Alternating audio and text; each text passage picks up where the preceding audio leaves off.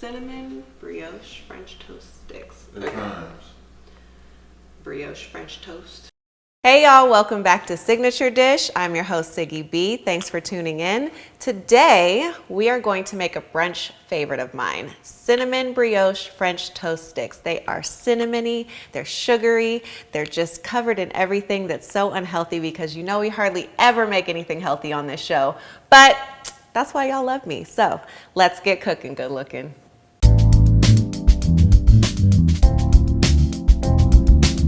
For this, like I said, I like my brioche bread. Some people prefer challah for challah for French toast. I like brioche. You want to make sure that you have a bread, if you're not going to use brioche or challah, that's pretty firm and can soak up the batter without falling apart, basically. So I like this bread because it has a nice little sweetness. I'm gonna cut this into thirds so we get 3 sticks per slice. I've also seen people use like Hawaiian sweet bread for this, which probably is pretty good. But I would suggest going with a bread that is a little bit on the sweeter side. All right, look, we've got all of our, yep. We're gonna dip them in our batter. We're gonna dip it in that oil and we're gonna sprinkle with some cinnamon and some sugar, and these almost taste like churros. Last time I made them, we called them like churro sticks. They're delicious. All right guys, first things first, we are going to mix our dry ingredients for our batter. Dry first, add the wet later. That's how it works over here. I've got about a cup of flour here. I'm gonna add some salt, some nutmeg, some cinnamon, a little bit of cardamom, some vanilla. Got some baking powder and some brown sugar. All those things that make French toast sweet and delicious. I'm gonna throw these in here. We've got some salt, little vanilla powder, some nutmeg, cinnamon, and a little bit of cardamom. This is going to give it, y'all know me and my added dimensions of flavor. We're gonna mix this thing up a little bit. This batter's already starting to smell good. You guys can look down below for the full recipe if you wanna know how much of each ingredient I put in. So we're gonna mix this up and then we're going to beat our eggs and add our milk and our eggs to this and make a nice batter. So like I said, this is a sticky situation today. We have our maple syrup all nice and gooey all over these things. So I thought I'd tell y'all about an incident that we got into that was a little sticky before. When Marty and I were we married? We might have been married already. We were in Dallas and I'd say we were probably like 21, 22. I guess I was 22 when we got married. But we used to go out clubbing a lot more. You know, we don't do that anymore. We're old, we stay home, we like to play Scrabble. But back in the day, we used to go to the club a lot. And this one time, a club fight broke out. And I'm not gonna name no names, but it was some NFL folks involved.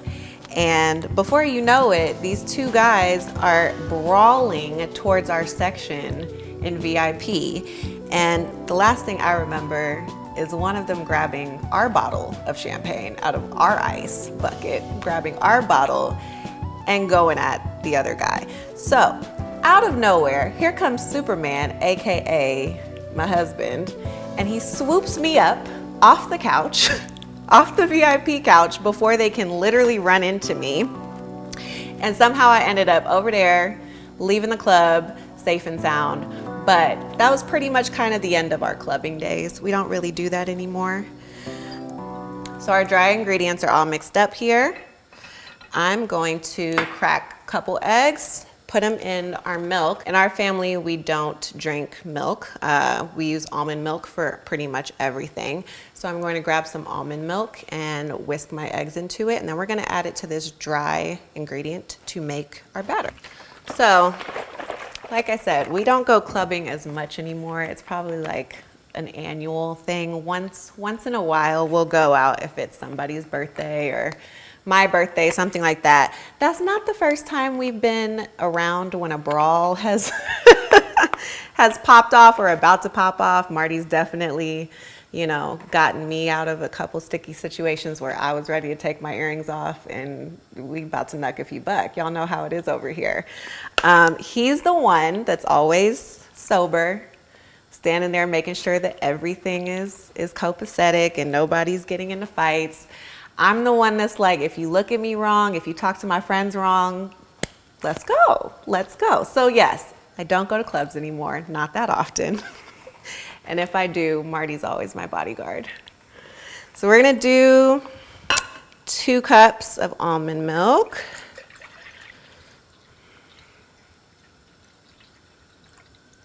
And then I'm just gonna throw my couple eggs in here and just whisk them together.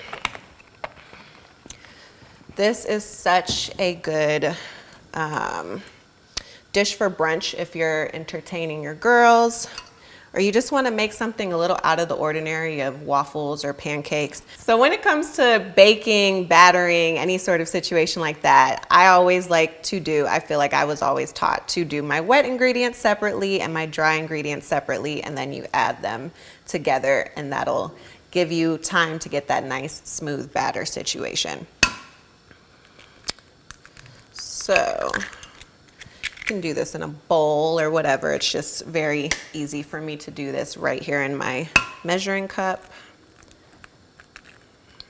Come on, egg. All right, we're gonna whisk this up. So the almond milk thing definitely started with me. Y'all know my dad, health nut, he never let me drink milk. I still to this day don't know what a glass of milk tastes like.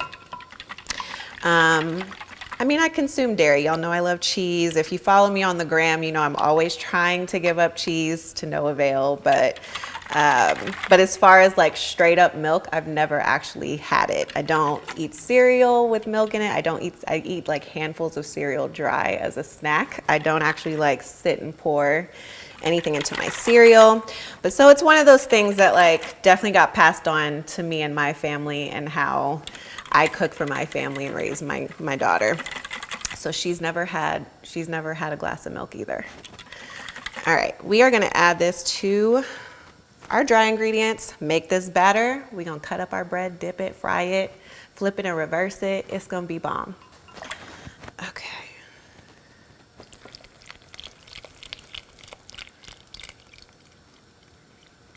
So you might need to use a little more flour if you're using almond milk or coconut milk, something like that, because they are thinner than regular milk.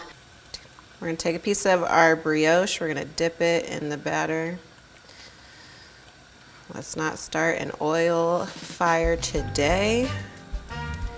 Hold it a little firmly, let it drip off, and then we'll place it in the hot oil.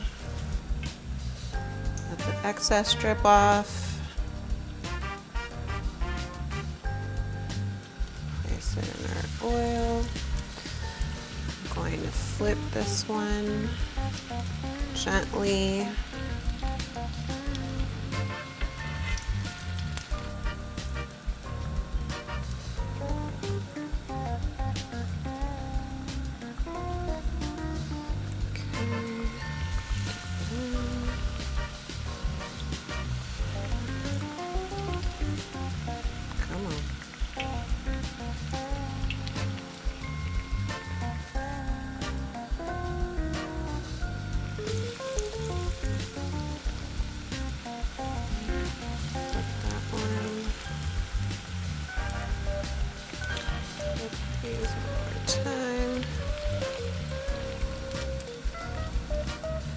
I'm going to take my metal skimmer here, my spider skimmer.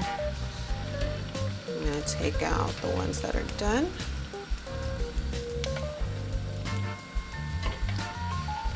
While they still have oil draining, throw some cinnamon sugar.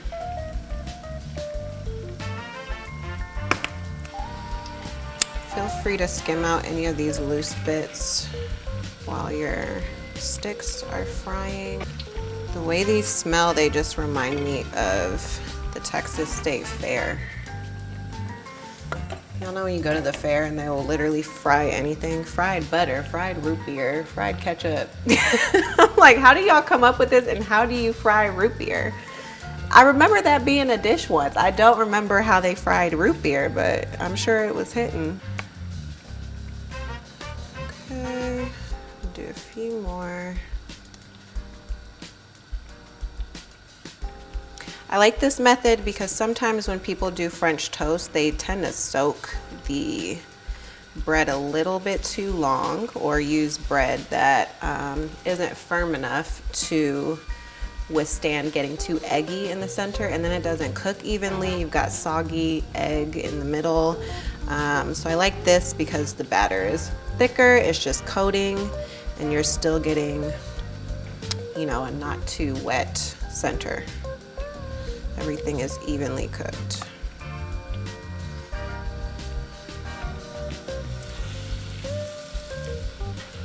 Those is brown.